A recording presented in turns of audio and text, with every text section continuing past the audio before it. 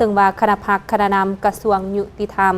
ได้เข้าคำนับและวางกระตาดอกไม้อยู่หน้าหุบปั้นโลของประธานไกรสอนพรหมวิหารผู้นำทีแสนเคารพฮักของปวงชนลาวทั้งชาติเนื่องในโอกาสวันสั่งตั้งพรรคประชาชนปฏิบัติลาวครบรอบ70 ปีวันที่20 มีนาคม 2025อยู่หอพิพิธภัณฑ์ประธานไกรสอนพรหมวิหารนำพาโดยท่านไพวีศรีบัวลีภารัฐมนตรีกระทรวงยุติธรรมได้เข้าคำนับและวางกระตาดอกไม้อยู่หน้าหุบปั้นโลของประธานไกรสอนพรหมวิหารผู้นำที่แสนเคารพฮักของปวงชนลาวทั้งชาติเนื่องในโอกาสวันสั่งตั้งพรรคประชาชนปฏิบัติลาวครบรอบ70 ปี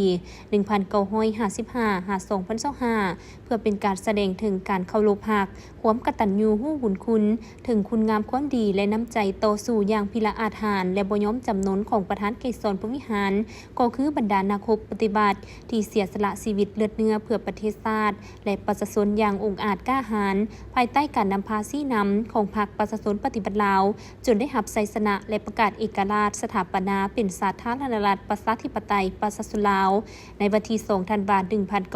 1975ซึ่งคุณงามความดีและผลงานอันใหญ่หลวงดังกล่าวได้ถูกจารึกไว้ในชีวิตจิตใจ